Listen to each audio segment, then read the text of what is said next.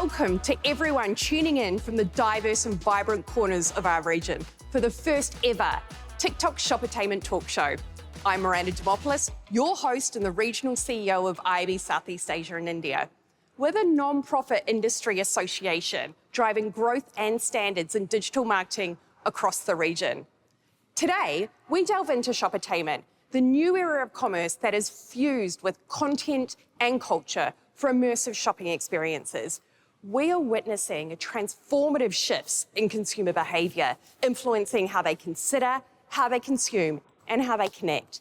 Expect an invigorating session as we unravel, 1, the immense opportunities in Shoppertainment. 2, the pivotal role of content in reshaping consumer behaviours. 3, actionable strategies for brands to excel in this dynamic landscape.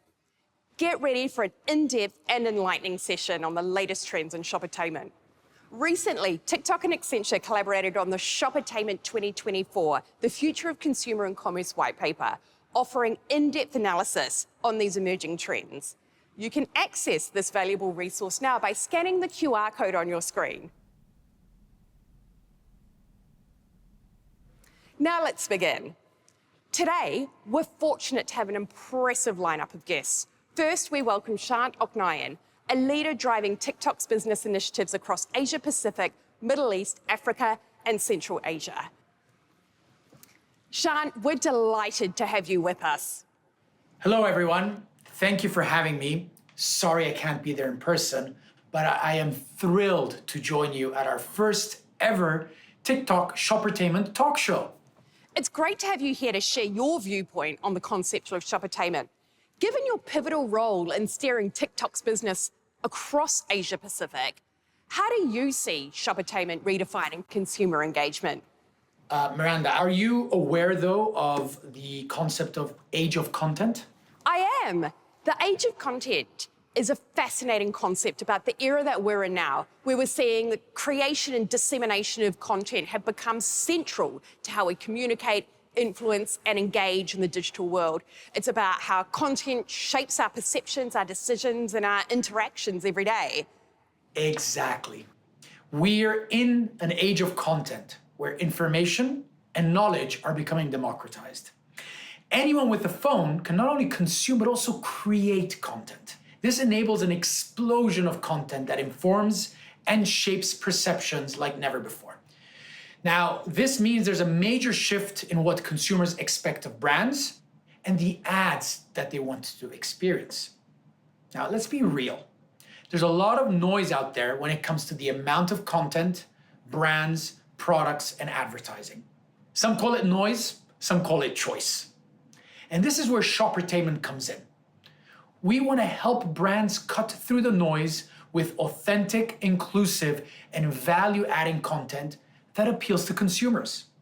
Another change we are seeing is that consumers want higher emotional connections with brands. A little stat for you. 82% of them cite emotional connection as a driver for brand loyalty. When consumers believe in a product's benefits and can see how it really suits their needs and lifestyles, they're more likely to feel confident about buying them. This empowers them to make an informed decision without the effort of finding and considering additional information. The emotional connection aspect is super spot on. The more we connect with a brand's purpose, the more we want to consistently engage with them. Considering the intricate balance between functional and emotional drivers in online shopping, how should brands strategically engage in these emotional demand spaces to foster long-term customer relationships? That's where it gets more fascinating.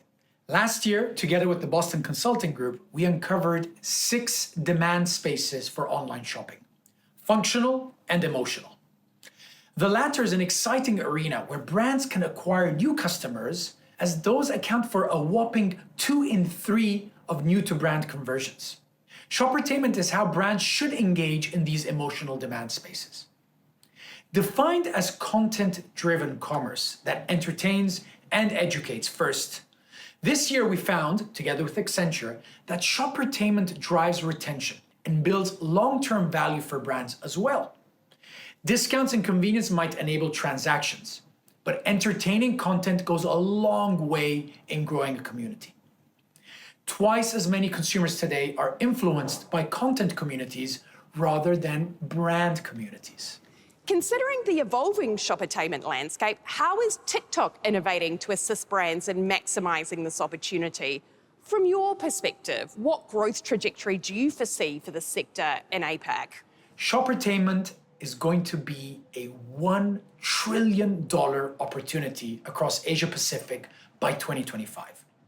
And indeed, at TikTok, we observe that there are 8 times more brands actively embarking on this journey of shoppertainment compared to a year ago.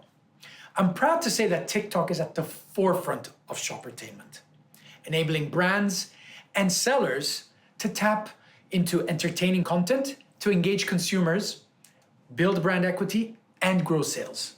Shant, acknowledging the significant market potential of shoppertainment, I am curious about the economic rationale from TikTok's perspective. How does TikTok view the balance between content creation investment and tangible return on sales? In what ways does TikTok support infrastructure aim to address the content production costs that brands typically face? Traditionally, businesses thought of marketing and content creation as a cost. But with shoppertainment rising, it is a growth engine. Content creation has a direct impact on sales. Now, we know that creating content is expensive, as brands could spend up to 40% of their budgets on it. So we've built an entire ecosystem of creative support, designed to make it easier than ever for brands to create the volume and variety of content they need to thrive in this day and age. Creative technology is limitless. You can generate 10 creative ideas or 100 keywords to drive ad performance with a mere prompt. It's intriguing to see how shoppertainment is redefining the landscape of marketing and content creation, turning what was actually once considered cost into a significant growth engine. And I think that this shift reflects a broader trend in the digital economy where engaging content is not just about brand visibility, but it directly influences sales. In conclusion, Shant, what would be your key piece of advice for brands looking to adopt a content-first approach to their business strategies, especially in the context of this swiftly evolving digital environment of Asia Pacific? Brands need to think of themselves first as a content company that is in the business of delighting their customers, regardless of whether they are offering fashionable clothing, delicious food, or game-changing toothbrushes. In creating content first, commerce growth will follow. Thank you for the tips and nuggets of wisdom, Shant. What a great start to the show. I'll miss hanging out with everyone in person today, but I appreciate you having me join at least virtually. Now, before I leave, let's share something fun we've heard from people on the streets about TikTok. Hi, sir. Sorry. Can I ask you a question? Has TikTok ever made you buy? Yes, Sorry, what did TikTok make you buy? I bought a Dreamy hairdryer. Excuse me, can I ask you a question? Did TikTok ever make you buy something? Oh, I have this pen that I ordered from a live stream on TikTok. I think it's counts. Yeah, that's cool. Thank you. Hello. Sorry, has TikTok ever made you buy anything? Well, lots. Can you tell us more?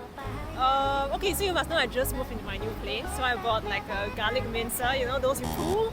I bought like laundry stuff as well. I bought a lot of like little household knickknacks. The products vary, but it's mostly skincare products like sunscreen and face moisturizer. My favorite thing is the teeth whitening products. I bought butter layer bread. I made plan from TikTok shop. Oh my god, yes, there's a lot. I can't list them all, but I bought skincare products, I bought clothes, I bought home decor, and so many more.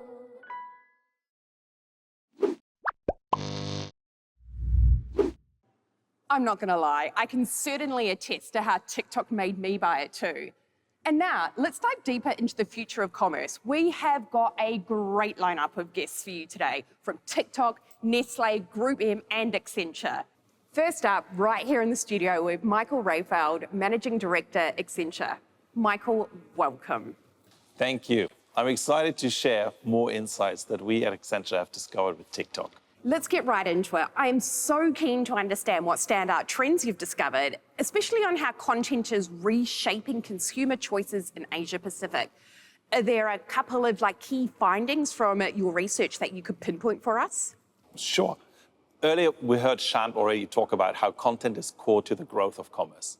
As we interviewed consumers across APAC for our latest study, we found that content has transformed the way consumers consider, consume, and connect with other users as well as brands. In fact, we identified 3 evolving consumer behaviors: intuitive decisions, effortless browse to buy, and content communities. I'm fascinated by the idea of intuitive decisions because it sounds quite fancy. Could you share some examples of how this is playing out in the market and what it might mean for the future of brand engagement?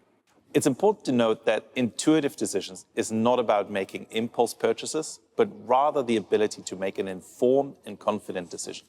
So consumers today are seeking content that helps them to see the true value of the product without needing extra effort to validate it. We can certainly all do with our lives being made that little bit easier, but could you tell us a bit more about what this means specifically? So to give you some interesting stats, 79% of consumers are more influenced by content that is not related to discounts. So they are looking for things such as product demos, creator recommendations, and authentic reviews, to name a few. As an example, Kao Japan wanted to convey product benefits of their new laundry detergent, effectively measuring the amount of detergent with only one hand. To do this, they created a video in collaboration with a popular TikTok creator that resonates with the daily needs of caretakers, homemakers, and professionals. So in the end, they managed to create content that saw 7.3 million views, and they've established an ad recall by 141%. This is a pretty compelling example of intuitive decision-making. Can you tell us more about the other significant shifts in consumer behavior that you've observed as part of this study? Sure. So the second one is around effortless browse to buy. So today, consumers no longer see online platforms strictly for social and entertainment, but they're also blending their browsing and buying on social and entertainment platforms. So 69% of consumers expect brand content to not only be integral to social and entertainment platforms, but also equally enjoyable. So what we're saying here is that content has really become a major draw, but in the digital shopping journey. I'm curious about the practical implications of this trend. How do you think this is reshaping the way consumers approach the buying process, especially when they're engaging with content on platforms that do blend social interaction with entertainment and commerce? So interestingly, we see a shift in consumer preference towards content communities, which allows actually a closer tie between consumers as well as the brand through fluid ways. This is manifested through hashtags, trends, and comments. So today, 1 in 2 consumers are influenced by such content communities. They want to connect freely with other consumers and not just be spoon-fed through the brands. The two-way conversation. And this is where the rise of content communities feels like it's a notable shift. Are you observing any variations in these consumer behaviours across the different APAC markets? I mean, you do have a unique perspective given you have worked across China, Japan, Southeast Asia. So how might brands tailor their strategies to these diverse consumer preferences? Because if we know one thing about Asia Pacific, it's that one size does not fit all. Most certainly. I mean, even in Southeast Asia, the diversity is unparalleled. So what we're actually seeing is that across APAC, we've identified 2 different market archetypes. So what's really interesting is that Indonesia and Japan are more product-oriented, where consumers are more influenced by functional product aspects like information and features, and discount sensitive. Now, on the other hand, Korea, Thailand, Vietnam are social-oriented. Consumers trust influencers' recommendations, authentic reviews, and are much less price sensitive. So in Thailand, there's a growing group of consumers that aspire to be on a higher social stratum. So they tend to be highly brand-driven and willing to pay a premium for value. What a fantastic point to end on. Thank you so much for sharing more about the Accenture research. You have certainly broadened our understanding of the evolving digital commerce landscape. This region is so rich in diversity and unique market profiles. It clearly underscores the need for brands to deeply understand their audience, leverage shoppertainment, not just as a tool for engagement, but also think about a tailored approach to the different markets. You're absolutely right, Michael. It is clear that in this region, the blend of culture, commerce, and technology creates such a dynamic environment. And this is where content can then become the key to unlocking consumer connection and growth. Before we bring in our next guest, let's just take a short break. 今日は皆さんに TikTok がきっかけで何を買ったか聞いてみたいと思います。すいません。最近 TikTok がきっかけで何か買ったものあります？あります。何買われました？このスマホケース実は TikTok を見て出てきたので買っちゃいました。いいですね。どういうところが気に入ってます？そうですね。落としてもめちゃめちゃこう頑丈なんですよ。その強みを TikTok で流れてたので迷わず買っちゃいました。ああ、じゃあ今落としちゃったりしても全然大丈夫？大丈夫ですよ。じゃあ最近なんか TikTok で買われたものあります？最近クリスマス近くなってきたので、TikTok でちょうどそのクリスマスコフレとかたくさん出てたので思わず買っちゃいました。いっぱい買いました。結構特におすすめのクリエイターさんいらっしゃって思わずめちゃくちゃ可愛いパッケージのクリスマスコフレ買っちゃいました。いいですね。やっぱ可愛い。ちなみに私は最近レイバンのスマートグラスを買いました。現場からは以上です。Welcome back. So far, we've heard about the 3 key evolving consumer behaviours from Michael. Let's find out now about how brands can leverage these evolving consumer behaviours. To do that, please join me in welcoming Ng Chui, Head of Marketing Asia Pacific at TikTok. She brings unique expertise informed by her experiences in technology, banking, government, and publishing. Making significant strides in fostering equitable work environments, Chui sees herself first as a mother, then a marketer, and she'll be welcoming her second child in a month's time. Yep. Next, we have Nadia Lewis, a powerhouse in digital strategy in the e-commerce space. With over 2 decades shaping the marketing landscape, Nadia has been at the helm of Nestlé's digital and e-commerce evolution across Asia, Oceania, and the Middle East. When she's not leading the digital revolution, Nadia is an avid sports enthusiast, globetrotter, and devoted parent. And last, but by no means least, we welcome Arthur Alternian, VP of Client Strategy and Growth at Group M. Arthur evolves his expertise through a unique British, French, Mediterranean lens, adapting to the diverse ways of business across continents. His true obsession lies in dissecting market cultures and driving forward-thinking leadership. Lovely to see everyone. Good to see you, Miranda, and hello to everyone watching. Thank you for the warm welcome. Exciting times. I'm thrilled to be here, and thanks for having me all. Let's dive straight in. Building on our earlier discussion about intuitive decisions with Michael, Chui, I'm curious to know how TikTok is reshaping this traditional perception of online purchases being largely impulsive. Could you share how TikTok's approach is aligning more with informed, deliberate consumer choices? Sure, Miranda. I don't like the word impulsive. Often, what may seem like a quick, impulsive buy is really a decision that has been made easier and more effortless. And we call it intuitive decisions at TikTok. Brands can enable this gut decision by blending content and commerce together. Brands can do this by delivering bite-sized information in the form of educational and entertaining videos. Based on our research with Accenture, you heard from Michael earlier, we found that the top content triggers that brands can pull include creator recommendations, product demos, live demos, and authentic community reviews. So you actually really are making an informed decision, but the process feels easy because it's part of your content viewing experience. Your perspective on these intuitive decisions, it really highlights the evolving nature of consumer behaviour on platforms such as TikTok. But if we now shift our focus to the agency and brand perspective, I'd love to delve into how brands can further refine their content strategies to facilitate these intuitive decisions. Arthur, from an agency standpoint, how do brands balance between this immediate engagement and long-term brand building in this context? I think I couldn't agree more. It's very important that as a marketeer, we think of building this rapport with our audiences and building intuitive decision. Although I think we can discuss later that maybe impulse buy is also important. But overall, building long-term relationship or short-term reward, it's to find the right balance. It will vary per market, per category, and obviously by the type of platforms you are. What is important is to have a seamless experience. And it's also very important in the era of content for the brands to create intuitive content that in a huge volume and with a lot of variety.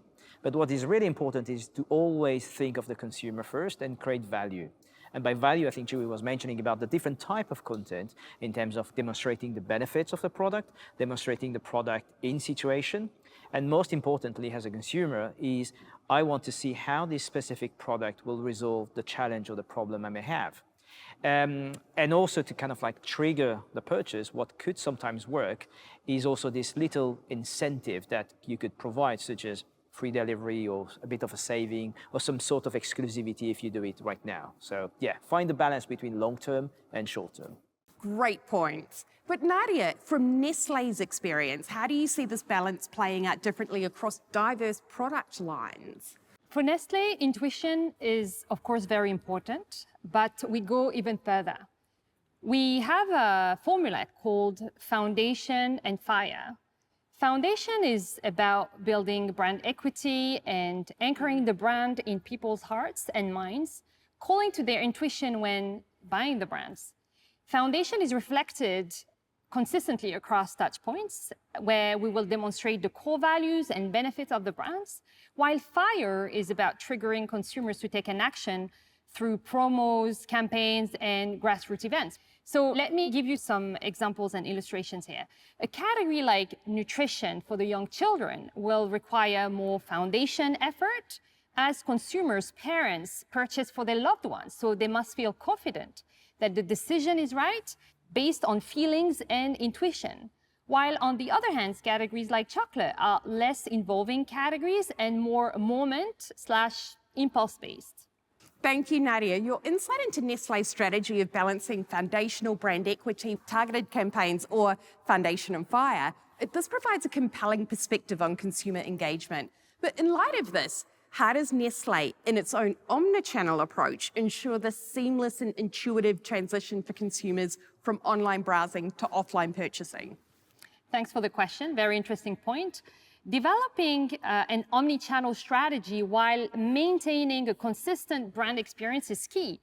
So I'd like to give you the example of Nespresso. Whether you are in the boutique in France or whether you are sitting in Singapore, the experience will be seamless and consistent across the board. So one key ingredient of Nespresso's success, beside the fact that it's a super premium quality, coffee quality, and besides our iconic George Clooney, is definitely the omni-channel experience.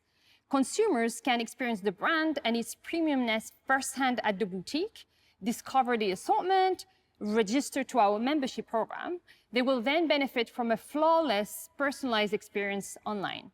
But in general, besides Nespresso, all our brands at Nestlé should have an omnichannel strategy. Our owned assets all have a strong call to action, such as join our loyalty program or buy now, with links to geolocalized stores or our flagship stores. We also have connected experiences to social via WhatsApp or TikTok, for example.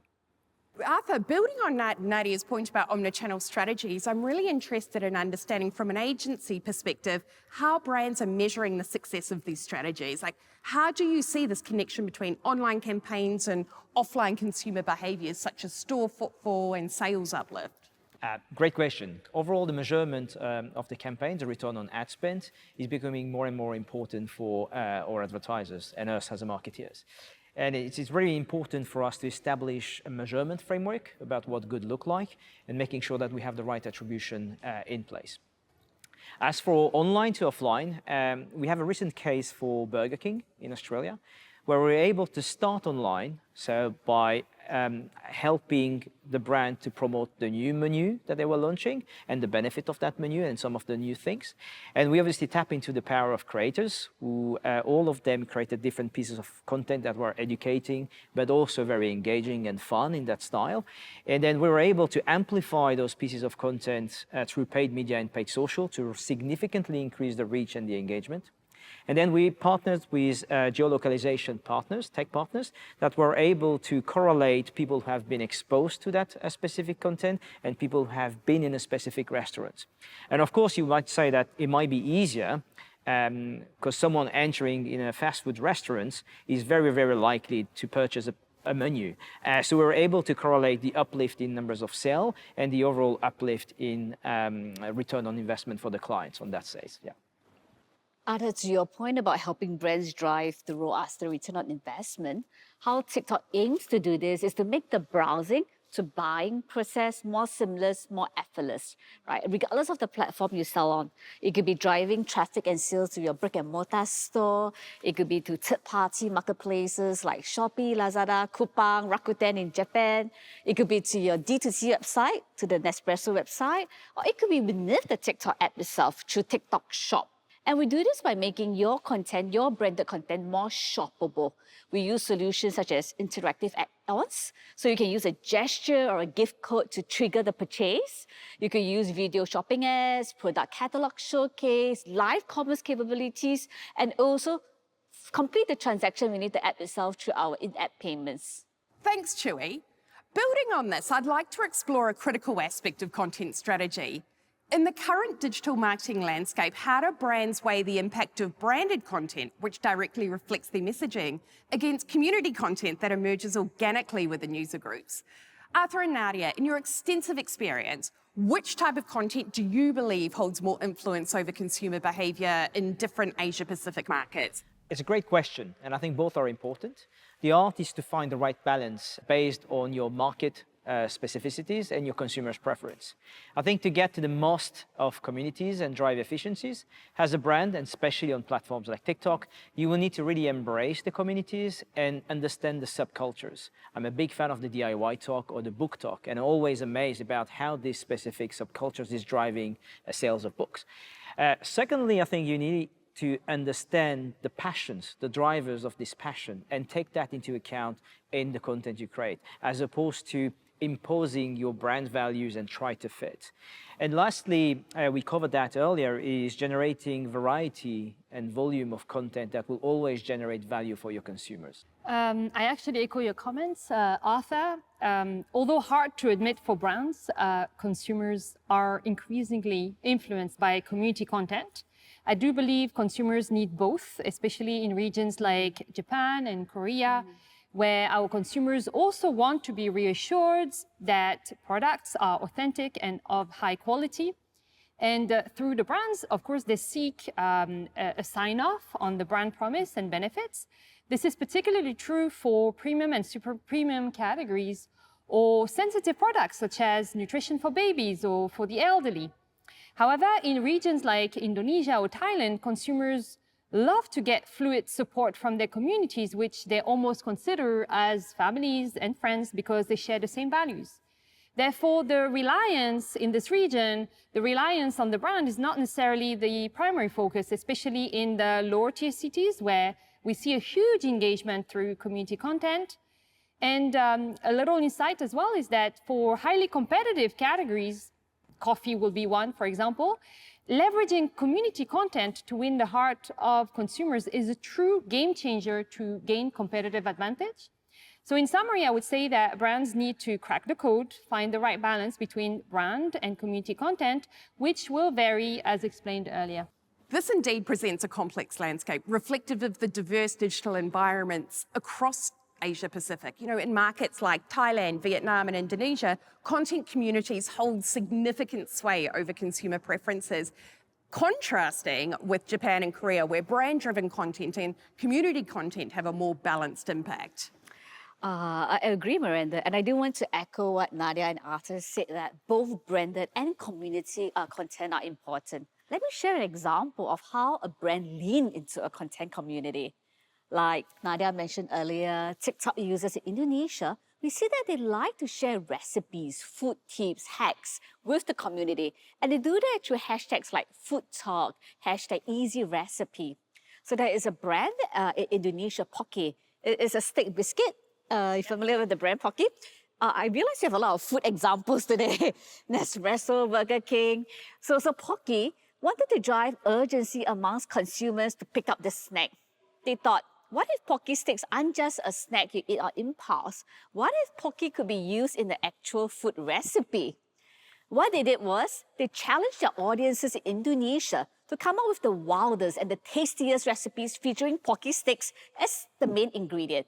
They seeded this with the branded content to get the community started. And the TikTok community responded wildly. They created over 800,000 recipes using Pocky sticks. The creativity, the variety generated by the community far outweigh anything that the brand could have come up on its own. It's almost like having thousands of your consumers becoming your brand ambassadors.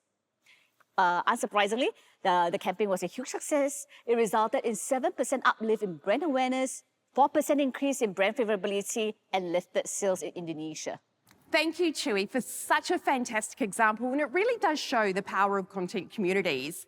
I appreciate the depth and variety of perspectives you've shared today. And as we conclude this segment, I'd like to say a huge thank you to our guests, Arthur, Nadia, and Chewy, for your valuable contributions. Our discussion underscores the multifaceted nature of consumer engagement across Asia Pacific, reflecting both the challenges and the opportunities for brands in these diverse digital ecosystems. One size does not fit all. Let's now take a moment to explore further insights from our regional neighbours. Maybelline là thương hiệu trang điểm hàng đầu thế giới đến từ New York, trực thuộc tập đoàn L'Oreal. Và Maybelline cũng là một thương hiệu rất là được giới trẻ ở Việt Nam yêu thích. Vào giữa năm 2022, nhận thấy cái tiềm năng khổng lồ từ TikTok Shop trong việc tiếp cận khách hàng mục tiêu thông qua hình thức là giải trí kết hợp với mua sắm ở trên livestream, thì chúng tôi đã quyết định mở cửa hàng TikTok Shop vào tháng 8 năm 2022. Hiện tại với hơn 220.000 người theo dõi trên TikTok, chúng tôi đã có hơn 1.300 giờ livestream chỉ trong vòng 4 tháng. Thì Maybelline đã khẳng định cái vị trí là thương hiệu trang điểm hàng đầu thế giới và chinh phục khách hàng trẻ từ việc nhận biết thương hiệu cho đến việc mua sắm sản phẩm chỉ trong một ứng dụng TikTok. Thì việc đầu tiên các bạn cần phải đầu tư để mà xây dựng thương hiệu. TikTok sẽ giúp các bạn có thể tiếp cận được các cái lượng khán giả trẻ trong một thời gian rất là ngắn bằng cái việc tận dụng những cái hashtag trên xu hướng. Tuy nhiên là mình vẫn phải giữ được cái cá tính của thương hiệu. Thứ hai thì khác với những cái sàn thương mại điện tử khác thì ở trên TikTok cái điều quan trọng nhất đó chính là nội dung.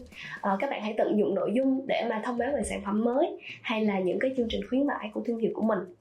Và cuối cùng đừng quên hãy tham gia vào những cái campaign mỗi tháng đến từ TikTok, ví dụ như là TikTok 12/12 hay là mua tại TikTok. Sử dụng những hashtag này sẽ giúp cửa hàng của bạn sẽ có nhiều lượt truy cập hơn. Livestream là cái cơ hội để mà nhãn hàng có thể tương tác trực tiếp đối với khách hàng của mình. Thứ hai đó là cộng đồng các cái nhà sáng tạo đến từ TikTok. Thì Maybelline đã tiên phong trong việc hợp tác với các bạn để mà tạo ra những cái nội dung mà nó phù hợp và gần gũi, chân thực nhất đối với các bạn giới trẻ. Đối với các nhà bán hàng mới thì đây là một cái kênh rất là tiềm năng để các bạn có thể tiếp cận các cái khách hàng mới cho cái cửa hàng của mình trong một thời gian rất là ngắn. It's been fascinating to see how content and collaboration, along with the magic of communities, is shaping our digital landscape. Driving home what we've heard so far, we're going to play a trivia game called the Shoppertainment Speedrun to put our knowledge of shoppertainment to the test. Nadia and Arthur, I hope you're ready. Whoever presses the buzzer first gets to answer. But be careful, a wrong answer means the other person has the opportunity to respond. All right. Each question is worth 1 point, and the person with the most points wins. Ready to go. Our first question, I'm going to make it a bit easy, just so you can get used to how this works. What is the name of your personalised content feed on TikTok? Nadia. For you. Correct. 1 point. Next up, there are 6 consumer demand spaces for online shopping. Out of these 3 options, which is not an emotional demand space? Recommendation, indulgence, and improvement. Arthur. Improvement? Correct. 1 point each. For this next question, please pick the correct answer. Shoppertainment is defined as content-driven commerce that seeks to entertain and, is it 1. Educate. 2. Excite. 3. Immerse. Or 4. Indulge. Arthur, I think you got there first. Educate. That is correct. I believe we have 2 to Arthur, 1 to Nadia, but there's still a few more questions to go.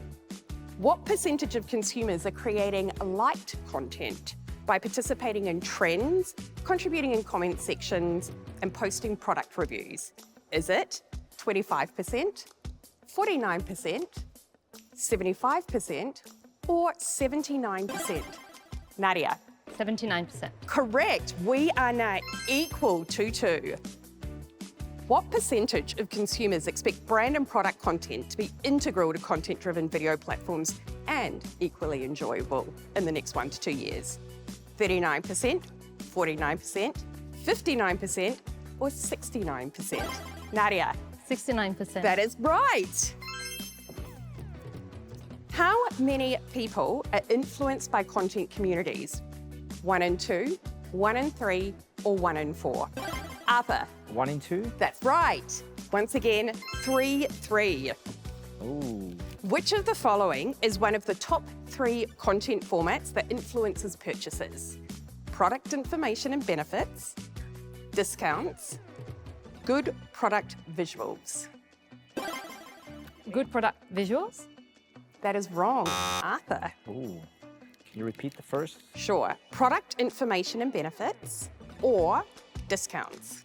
Product information and benefits. Correct.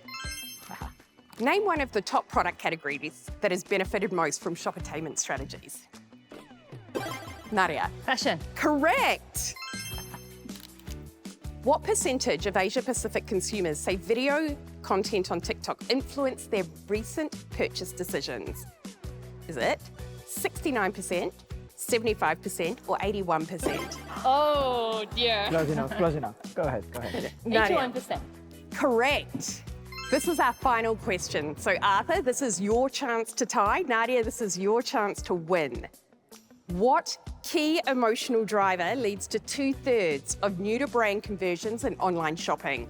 Is it relatability, inspiration, or validation? Nadia? Inspiration. That is correct. We have our winner, Nadia from Nestle. Thank you, Arthur and Nadia, for being such great sports. Thank you. And with that, we have the winner, Nadia. Congratulations. We love showing you examples from across this dynamic region. So let's check in with our friends in Korea.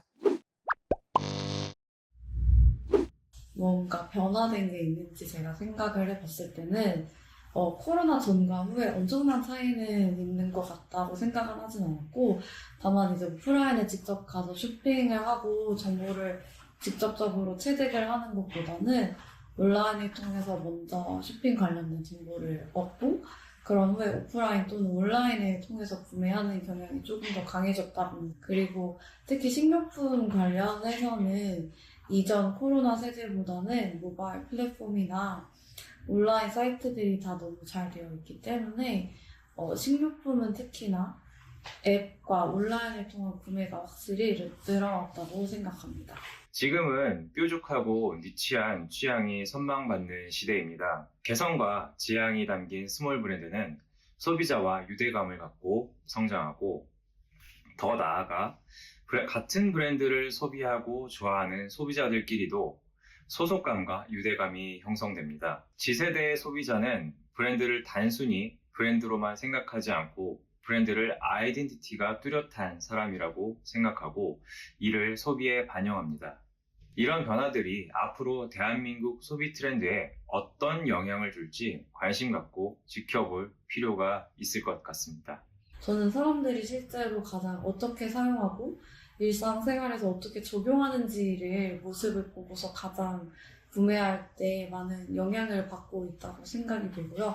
그리고 추가로 예전에는 좀 기업이 어떤 활동을 하고 있는지에 대해서는 크게 관심이 덜 했다면 요즘에는 기업의 윤리의식이나 가치 관련해서도 어떤 브랜드의 철학을 가지고 있는지를 한 번 더 검색을 해보고 구매를 하는 편인 것 같습니다. What an incredible show we've had. Before we close, Chewy, can you summarize the key takeaways for us today? Sure, Miranda. First, Shoppertainment represents a new era of commerce driven by content. According to BCG, a consultancy, Shoppertainment in APAC will be worth $1 trillion by 2025. $1 trillion. And we encourage businesses to embrace this. Next, we are seeing 3 shifts in consumer shopping behaviors. 1, consumers' desire to make intuitive, not impulsive decisions. 2, they want to go from browsing to buying effortlessly. And 3, they yearn to be a part of a community, and this can be in the form of a content community. So finally, what brands can do are to generate content that drives value, volume, variety. Brands can make your content, your branded content, more shoppable. And finally, co-create with your consumers. Invite them, invite your audiences to be a part of your brand conversation and a part of your creative process. A huge thank you to Sian, Chewy, Michael, Nadia, and Arthur for your time and your expertise. And to everyone online, what a treat for us that you joined us today for our first TikTok Shoppertainment talk show. We look forward to seeing you next time.